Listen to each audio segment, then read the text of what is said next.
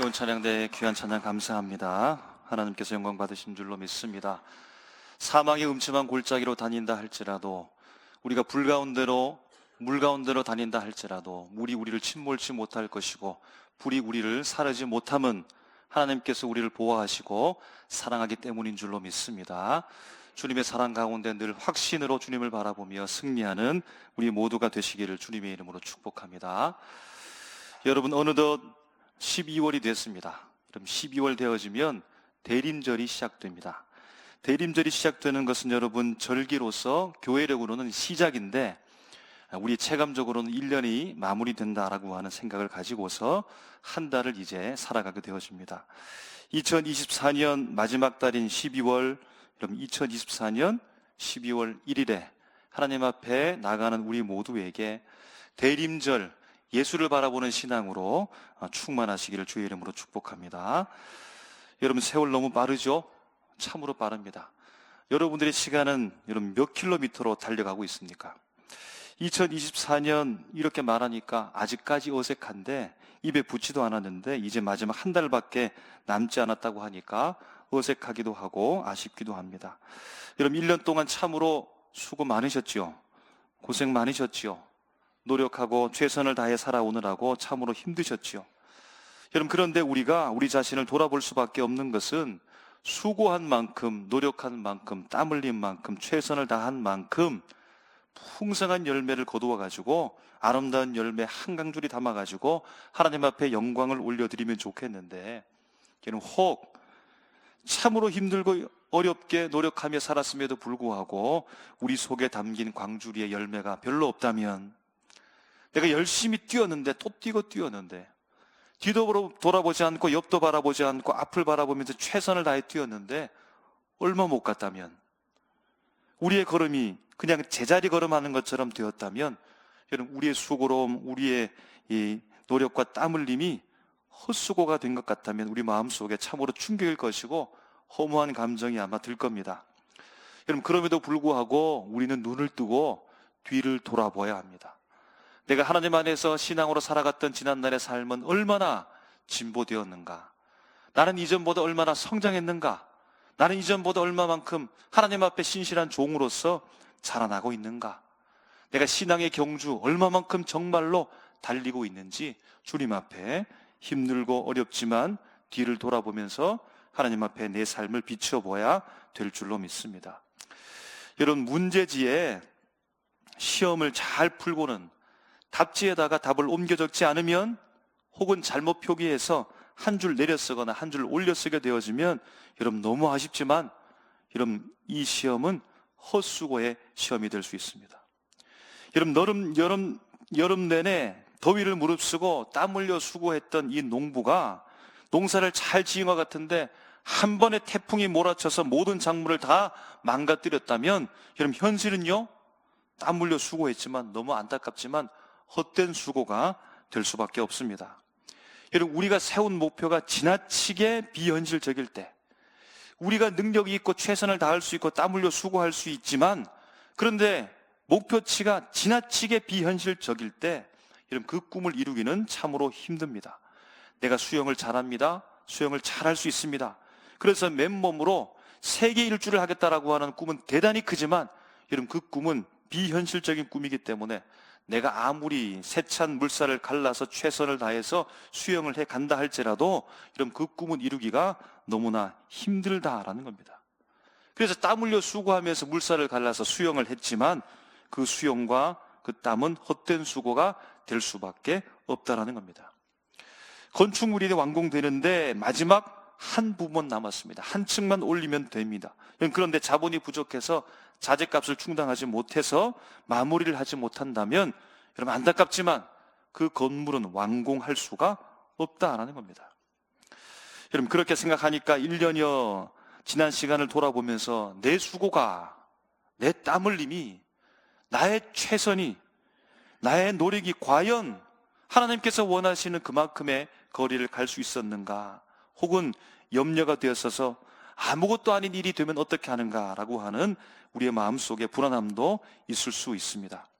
이런 오늘 말씀을 보게 되어지면 본문 가운데 어떠한 계획이 있습니다. 그리고 그 계획을 이루기 위해서 수고로운 노력도 있는 것 같습니다. 그럼 계획도 있고 수고로운 노력, 땀 흘림도 있으니까 과연 아름다운 풍성한 열매를 맺어야 되는데 여러분 그렇게 되었을까요? 아니면 노력과 땀 흘림이 있었음에도 불구하고 헛된 수고는 되어버린 것이 아닌지 오늘 본문을 자세히 살펴보면서 우리 삶에 대비하고 비추어 보아서 내 삶을 하나님 앞에 온전하게 세울 수 있는 귀한 시간이 되었으면 좋겠습니다.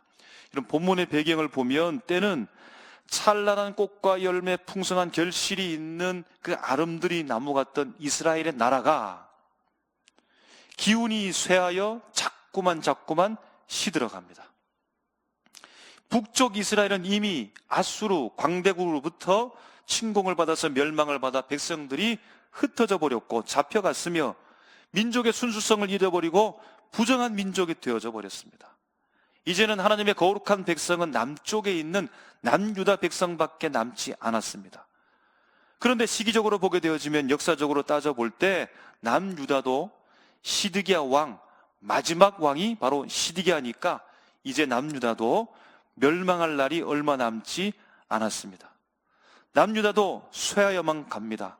바람 앞에 등불처럼 위태롭습니다. 나라 전국은 혼란하고 바벨론으로부터 침공을 받으면서 위협 가운데 놓여져 있습니다. 이때 하나님께서 선지자 예레미야를 부르는데요, 이 예레미야가 바로 눈물의 선지자입니다. 이 예레미야 선지자가 지금 멸망 가운데 놓여져 있고 고통과 어려움 속에 있는 남유다 백성들을 향하여서 여러분 어떻게 예언하면 좋을까요? 여러분 힘내십시오. 우리 잘 될 겁니다. 좋습니다. 복 받습니다. 우리의 삶은 좋아질 겁니다. 걱정하지 마십시오. 염려하지 마십시오. 여러분들의 사업은 기업은 대박 날 겁니다. 이렇게 예언하면 좋겠는데 여러분은 망합니다. 우리 모두는 망할 겁니다. 여러분들이 아무리 그렇게 애써봤자 실패할 겁니다. 바벨론을 막을 수 없습니다. 바벨론 앞에 우리는 패배할 수밖에 없고 그들에게 다 끌려갈 겁니다. 라고 말합니다. 여러분 굴복하지 마십시오. 외세 침입 속에 좌절하지 마십시오. 우리 모두 힘을 합칩시다. 두려움과 공포 속에 흩어지려고 하는 백성들을 그들의 마음을 다스리면서 모아서 적군 앞에서 두려움과 불안을 물리치고 우리의 모든 최선을 다해서 저항해서 싸운다 할지라도 모자랄 판에 예레미야는요 남유다 백성을 향하여서 여러분 항복하십시오. 치욕스럽지만 굴복하십시오 라고 말하는 겁니다. 사랑하는 삼일교회 성도 여러분, 오늘 남유다 백성이 우리라면요, 우리가 지금 예레미야의 그 예언을 듣고 있다면요, 여러분 그 말씀을 수긍할 수 있겠습니까? 망한다라고 하는, 패배한다라고 하는, 포로가 된다라고 하는 여러분 그 말씀을 우리의 마음으로 진짜 받아들일 수 있겠습니까? 우리는 예전 과거의 경험이 있습니다. 일제치하 속에서도 굴하지 않고 독립만세를 외치고 우리 목숨을 걸고 나라를 되찾기 위해서 적군의 총칼 앞에 두려워하지 않고 맞섰던 여러분 그러한 용기를 가지고 나가는 것이 맞습니까? 그렇게 나가는 것이 여러분 맞는 것 아니겠습니까? 여러분 그런데 예레미야는 항복하라고 합니다. 자꾸만 힘 빠지게 하는 겁니다. 여러분 그래서 남유다의 시드기야 왕이 예레미야를 가두어 버리는 겁니다. 감옥에 가둔 상태가 오늘 본문의 상황입니다. 오늘 본문을 보니까요, 지금 예레미야는 시위대 뜰에 갇혀 있는 겁니다. 시위대 뜰은 성전 외부의 구역인데 성전 여러 뜰 중에 하나이고 대중들이 접근할 수 있는 곳이었습니다. 특별히 군사적 목적으로 군인들이 거기 있었는데요, 그러니까 군인들에게 둘러싸여져서 감옥에 갇혀서 지금 감시를 받고 있는 사람이 예레미야입니다. 본문에 보면 그가 지금 두 번째 갇혀 있다라고 하는데 이 시위대 뜰에만 두 번째입니다. 다른 때에도 경우에도 그가 감옥에 갇혀 있었습니다. 붙잡혔었습니다. 자유를 박탈당하고 외로이 감옥에 홀로 군인들에 둘러싸여서 감시를 당하고 있는 예레미야에게 하나님께서 찾아오신 겁니다. 하나님께서 그에게 말씀하는 겁니다. 망한다, 실패한다, 안 된다, 우리는 무너진다, 포로가 될 수밖에 없다, 패배한다라고 하는 이 예언의 말씀을 듣고 있는 남유다 백성들이 그 말씀을 듣기 싫어하는데, 그 말씀을 듣기 싫어하는 남유다 백성에게로 하나님께서 찾아오신 것이 아니라 그들에게 듣기 싫어하는 예언을 말씀하고 있는 예레미야에게 하나님께서 찾아오셔서 그에게 말씀하고 있으니까, 그럼 적어도 하나님을 만나고 있는 예레미야는 거짓 선지자는 아님을 우리가 알 수 있다라는 겁니다. 여러분, 그러니까요, 말씀에 대한 평가, 메시지에 대한 평가는 사람 듣기에 좋냐 나쁘냐에 따라 결정되는 것이 아니라 그 말씀과 메시지가 하나님의 뜻을 바르게 전달하고 있는가, 성경의 범위 속에서 올바르게 해석되고 있는가, 그렇지 않은가에 따라 그것이 진짜 말씀인지 진짜 말씀이 아닌지 대한 판가름이 난다는 것이고, 그 방향이 훨씬 더 중요하다는 겁니다. 여러분, 그러므로 사랑하는 삼일교회 성도 여러분, 오늘 이 시간에도 내가 듣기 좋아하는 말씀을 들으려고 고르려고 여러분 선택하려고 집중하지 마십시오. 내게 들려오는 하나님의 모든 말씀은 다 받으셔야 됩니다. 내가 좋은 것만 고르면 편식하게 되는 것이고, 여러분, 삐딱한 길로, 잘못된 길로 갈 확률이 너무나 많은 겁니다. 하나님, 저에게 말씀하여 주시옵소서. 저에게 성령께서 임하여 주셔서 말씀을 조명케 하시고 잘 이해할 수 있는 하나님의 능력을 허락해 주셔서 오늘 들려지는 말씀, 내가 보고 있는 말씀을 하나님 잘 이해하고 이 말씀을 내게 새길 수 있도록 인도해 달라고 그렇게 기도하시는 그런 마음 자세로 말씀을 받는 우리 모두가 되시기를 주님의 이름으로 축복합니다. 역사적으로 보면 하나님께서 예레미야에게 하시는 이 말씀은요, 앞으로 일어날 일들에 대한 말입니다. 여러분, 그렇기 때문에 듣는 사람에게는 믿음이 필요한 겁니다. 손으로 만지고 눈으로 보고 내가 확실하게 확인함으로 말미암아 그것을 믿고 받아들이는 것이 아니라 아직 일어나지 않는 일에 대하여서 혹은 반대적으로 말하니까 믿음이 필요한 것이고 하나님을 향하여서 기도가 필요하다는 겁니다.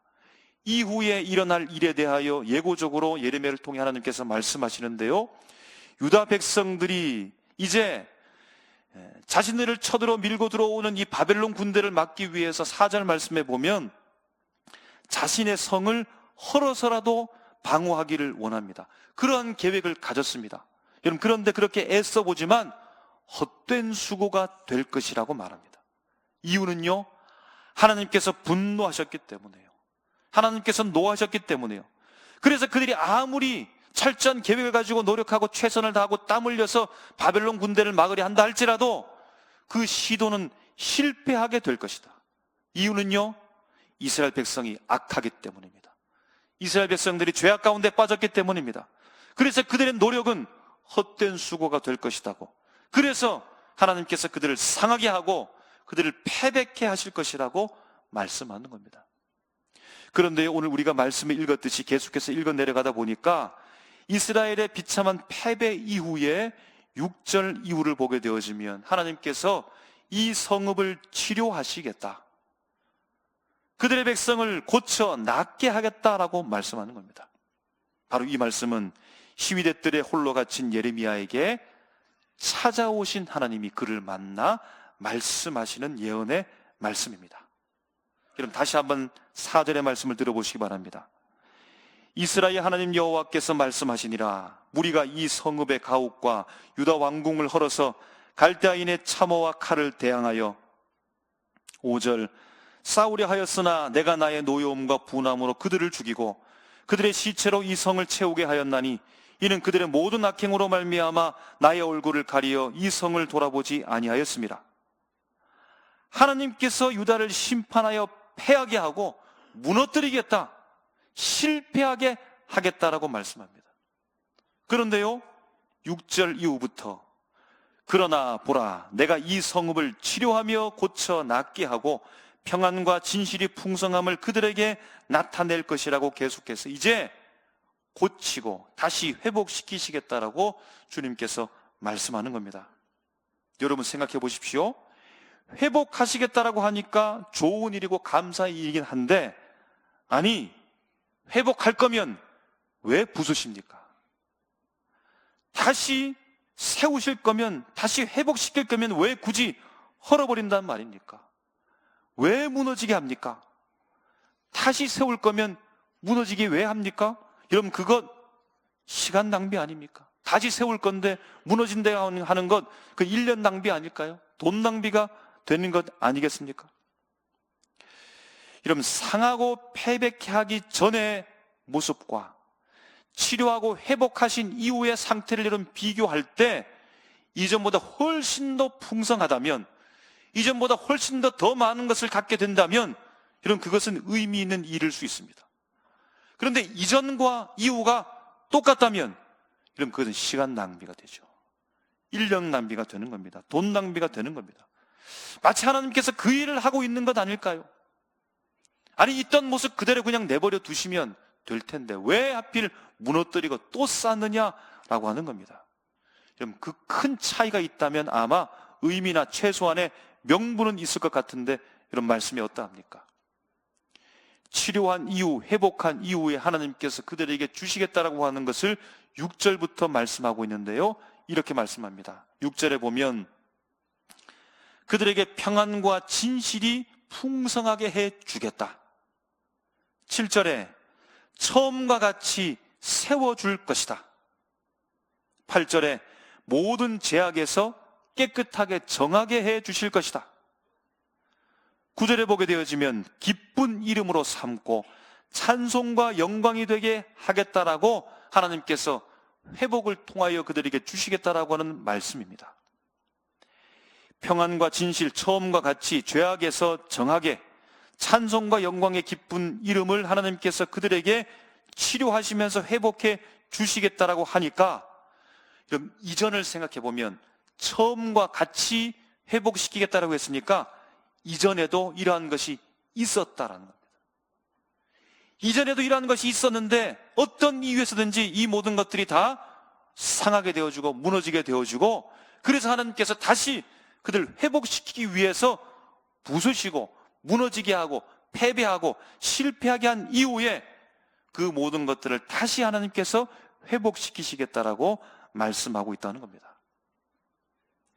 평안과 진실, 처음과 같이 깨끗함, 영광과 찬송의 기쁜 이름을 주신다고 하는데, 여러분 그러면 이 모든 것들 꼭 주셔야만 되겠습니까? 무너지지 않는 그때에 노력하면, 연습하면, 최선을 다하면, 땀 흘려 수고하게 되어지면 여러분 이 모든 것들은 다 가질 수 있는 것 혹 아닐까요? 노력하면, 최선을 다하면, 연습하면, 땀 흘려 수고하게 되어지면, 최선을 다하면 평안과 진실, 처음과 같이 깨끗함, 영광과 찬송의 기쁜 이름을 다시 회복할 수 있는 것 아닐까요? 만약 그럴 수만 있다면 하나님께서 치시고 상하게 하고 패배케 하는 이 목숨을 걸고 나가는 이 심판을 받고 매를 맞지도 않아도 될 것 같은데, 괜히 하나님께서 시간 낭비, 사람 낭비, 돈 낭비, 헛된 수고로 나가는 것은 아닌지 의문이 드는 겁니다. 이런 도대체 이것이 무엇이길래 무너뜨렸다가 다시 주는 걸까요? 6절 말씀에 나오는 평안과 진실, 히브리 원어로 보니까요 샬롬입니다. 에메트입니다. 샬롬, 평강, 평안입니다. 에메트, 진실, 진리, 신뢰라는 겁니다. 여러분 이것을 보니까 이것은 물질적 가치는 아니지만 한 나라를 지탱하는 근본적으로 굉장히 중요한 기초임을 알 수 있습니다.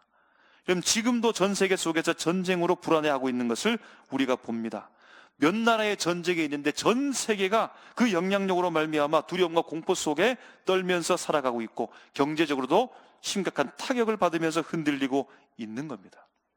여러분 그러므로 샬롬이라고 하는 것, 진실, 진리, 에메트라고 하는 것은 대단히 중요한 가치란 사실을 알 수 있겠습니다. 여러분 그런데 하나님께서 이 무너진 것들을 어떻게 회복시키겠다는 것일까요? 어떻게 평안과 진실을 주시겠다는 것일까요? 7절 말씀에 나오는 처음과 같이라고 하는 히브리 원어를 보니까 리쇼나, 처음, 시작을 의미하고 킴, 세우다, 설립하다는 겁니다.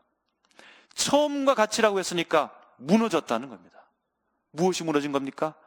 나라가 무너지고 공동체가 와해되어지고 가정이 깨어지고 개인이 무너졌다는 겁니다. 이 무너졌다는 의미는 무엇입니까? 하나님께서 거룩하게 선택하고 거룩한 백성으로 삼아주신 그들의 자격이 깨어지고 부서지고 무너져서 부정한 민족이 되어져 버렸다는 겁니다. 더러운 백성이 되어졌다는 겁니다. 이렇게 무너진 백성들 하나님께서 어떻게 처음과 같이 세우시겠다는 것일까요? 8절 말씀에 보면 죄악에서 정하게 한다는 겁니다. 히브리 원어로 보니까 죄악은 아본, 정하게 한다는 말은 타헤르라는 말입니다. 이런 죄와 정함은 기준이 필요합니다. 그냥 그냥 깨끗하게 졌어, 여러분 이렇게 말할 수는 없습니다. 여러분 우리나라에서는 죄인데 다른 나라에서는 죄가 안 될 수 있는 경우가 그런 경우입니다. 미국이라는 큰 나라에서 한 주에서는 불법인데 한 주에서는 그것이 합법화된 경우도 마찬가지입니다. 기준이 필요한 겁니다. 어떻게 기준을 세우냐에 따라서 그것이 죄가 되기도 하고 정하게 되기도 한다는 겁니다. 여러분 이런 의미 속에서 하나님께서는 어떻게 그들을 죄악으로부터 깨끗한 백성으로 삼으시고 바꾸어 갈 수 있을까요? 마지막 9절 말씀에 보면 찬송과 영광과 기쁨의 이름이 되게 하신다는 겁니다. 여러분 찬송은요, 영광은요, 기쁜 이름이 되게 한다는 것은 대상이 있는 것이고 대상을 향하여 그 방향 속으로 나가는 것이 바로 찬송과 영광과 기쁜 이름입니다. 여러분 이런 의미를 볼 때 하나님께서는 이스라엘 백성들을 어떤 방법을 가지고서 그들을 찬송케 하고 영광을 돌리게 하고 자신이 기쁜 이름으로서 그들에게 새겨질 수 있게 할 수 있을까요? 평안과 진실, 처음과 같이 세우시고 죄악에서 깨끗하게 하시며 찬송과 영광의 기쁜 이름을 여러분 어떻게 하나님께서 만들어 가실 수 있을까요? 저들에게 없는 이것을, 언제부턴가 사라져버린 이것을 어떻게 하나님께서 그들에게 성립시킬 수 있을까요? 이런 6절에 보니까요, 내가 라고 말합니다. 그리고 그들에게 라고 말을 반복합니다. 7절에도 보니까 내가 라고 말합니다. 그리고 그들을 이라고 말합니다. 8절에도 그들이 또 내게, 9절에도 마찬가지로 나의 라고 말합니다. 그럼 이것이 무엇입니까? 내가, 그들, 나와 그들을 말합니다. 나와 그들의 관계를 지금 말하고 있는 겁니다. 그럼 나는 누구입니까? 나는 여호와 하나님이며 그들은 누구일까요? 이스라엘 백성입니다. 하나님과 이스라엘 백성의 관계를 주님께서 회복하시겠다는 말씀을 계속해서 하시는 말씀입니다. 하나님과의 관계로부터 바로 그러므로 샬롬이 오는 겁니다. 하나님과의 관계를 통해서 신뢰가 형성되는 겁니다. 하나님과의 관계를 통해서 이스라엘 백성이 시작되어졌고 하나님과의 관계를 통해서 그들이 거룩하게 세움받은 하나님의 백성이 되어졌고 하나님만이 그들을 정죄할 수 있고 하나님만이 그들을 깨끗게 할 수 있는 능력이 하나님이며 하나님만이 그들의 찬송과 영광을 받으시기에 합당함으로 말미암아 그들과 관계를 회복시키겠다는 겁니다. 내가 그들의 이름을, 내가 그들에게 하나님께서 샬롬을 주시겠다라고 말씀하는 겁니다. 관계의 회복을 통하여 하나님께서 이스라엘 백성을 다시 한번 세우시고 하나님이 그들에게 기쁜 이름으로 세워지시겠다라고 말씀하는 겁니다. 여러분 이것이 바로 상함과 회복을 통하여 그들을 만드시겠다는 겁니다. 여러분 하나님과 관계가 깨어졌기 때문에 전쟁과 불안과 불신이 오는 겁니다. 하나님과 관계가 멀어졌기 때문에 그들이 처음 사랑을 잃어버리고 관계가 무너졌기 때문에 하나님 관계가 끊어졌기 때문에 거기에 죄와 부정과 더럽혀짐이 오는 겁니다. 하나님을 멀리하고 우상을 가까이 있기 때문에 하나님을 찬송하지도 못하고 영광 올려드리지 못하고 거룩한 백성의 지위를 잃어버리고서 그들이 살아가고 있는 겁니다. 이렇게 하나님과 멀어지며 관계가 깨어져 잿더미 가운데 있는 그들에게 하나님께서 그들을 다시 세우기 위하여 지금 그들을 무너뜨리고 있다는 겁니다. 지금 잿더미 가운데 무엇을 쌓고 있는 겁니까? 하나님의 성전과 제사를 무너뜨려버리고 하나님을 예배하고 기도하는 것들 상실해버리고 우상을 세워놓고 우상을 높이 세상적인 능력과 성공을 계속해서 쌓아가는 그들에게 하나님께서 그 모든 것들을 무너뜨리시고 실패케 하시고 다시 거기에서 하나님께서 관계를 새롭게 회복해 가시고 있다라는 겁니다. 그럼 18세기 영국의 존 뉴턴이라는 사람은 젊은 시절에 노예 무역을 통해서 돈을 많이 벌었던 사람입니다. 노예 상인입니다. 악한 일이죠. 하나님의 형상대로 지음받은 사람을 노예 삼았고 자기의 돈벌이의 수단으로 만들었으니까 그런 잘못된 일을 하고 있었습니다. 사람들에게 고통을 주는 사람이었습니다. 하나님도 부정합니다. 방탕하게 살아갑니다. 그런데 어느 날 바다 한가운데 그가 배를 몰고 가고 있는데 폭풍을 만났습니다. 목숨을 잃을 위기에 처했습니다. 그는 처음으로 하나님 앞에 간구합니다. 하나님, 저를 도와주십시오. 하나님, 저를 살려주십시오. 저를 살려주십시오. 저를 살려주시면, 제 목숨을 건져주시면 제가 당신을 따르겠습니다 라고 그렇게 기도하는 겁니다. 기도 후에 기적적으로 그는 목숨을 구했고 그날부터 삶이 완전히 바뀌어졌습니다. 뉴턴은 하나님과의 새로운 관계로 회복되어지고 그는 목회자가 되어지고 이제는 노예제 폐지를 위해서 열심을 다해서 헌신했습니다. 그리고 그가 그 유명한 찬송가 어메이징 그레이스를 작사한 사람이 되어 오늘도 우리는 그가 적은 그 글귀를 읽으면서 하나님을 찬양하고 있는 겁니다. 이런 뉴턴의 삶은 단순히 물질적으로 구원받았거나 생존에 그친 것이 아닙니다. 그는 하나님과의 관계 회복을 통해서 삶의 진정한 목적과 평안을 찾게 된 것입니다. 사랑하는 삼일교회 성도 여러분, 평안과 진실을 처음과 같은 세움, 죄악에서의 정함, 찬송과 영광의 깊은 이름이 된 것은 자기 개발을 통해서 발견한 것이 아닙니다. 자기 수양과 내 속에 있는 것들을 자꾸만 끌어내서 만들어내는 것이 아닙니다. 하나님과의 관계를 통해서 주님께서 우리에게 새롭게 창조하시고 우리에게 주신 것입니다. 자녀는요, 부모의 관계를 통해서 사랑을 얻습니다. 학생은 선생님과의 관계를 통해서 가르침을 얻습니다. 운동선수는 감독, 코치를 통해서 기록을 단축하게 되어지고 대단한 선수가 될 수 있는 겁니다. 여러분, 성도는 하나님과의 관계를 통해서 샬롬을 얻는 겁니다.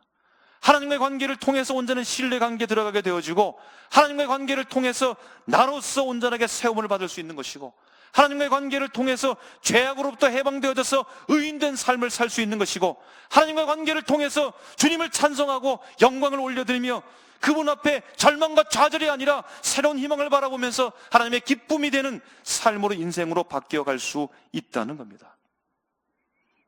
저는 오늘 우리가 읽은 2절 말씀에 보면 일을 행하시는 여호와에서 일을 행하시는 아사, 그것을 만들며 성취하시는 야차르라는 말은 하나님께서 창조하실 때 그 창조 행위와 관련된 단어라고 합니다. 그러니까 하나님께서 피조물과의 관계를 맺을 때 바로 거기에 창조적 역사가 일어난다는 겁니다. 우리 속에서는 만들 수 없다는 겁니다. 우리 스스로 평온과 진실과 처음과 같은 그 세워짐과 죄를 멀리하고 깨끗함과 찬송과 영광의 이름으로 부르는 그 놀라운 하나님의 능력을 우리 속에서는 만들 수가 없다는 겁니다. 바로 하나님과 관계를 맺게 되어질 때에 바로 거기로부터 새로운 창조가 일어나게 된다는 겁니다. 하나님께서는요, 바로 상함과 패배를 통해 치유와 회복을 통해 하나님과 관계를 회복시키셔서 우리 속에서 새롭게 하나님의 것을 재창조해 내고 있다는 것입니다. 여러분, 그러므로 잘못 가고 있는 길에서 여러분 돌이키셔야 됩니다. 여러분, 그 일로 인하여 때로는 내 마음이 상하고 아플 수 있습니다. 실패를 맛볼 수도 있습니다. 여러분, 사실은 그것조차도 하나님께서 우리와 함께하고 있다면, 함께하고 있는 증명이라고 하면 복된 인생인 것이죠. 여러분, 내 귀에 듣기 좋은 말만 기대하지 마십시오. 진짜 하나님의 말씀에 여러분 귀를 기울이셔야 됩니다. 여러분, 그분의 관계 안으로 들어가셔야 됩니다. 그분께서 우리와 관계할 때 우리에게 새로운 하나님의 놀라운 능력으로 우리 속에서 창조 일을 시작하시고 하나님의 뜻을 우리에게 부여해 주실 것이며 여러분, 그 뜻을 가지고 살아가게 되어지는 복된 인생 되시기를 주님의 이름으로 축복합니다. 기도하겠습니다.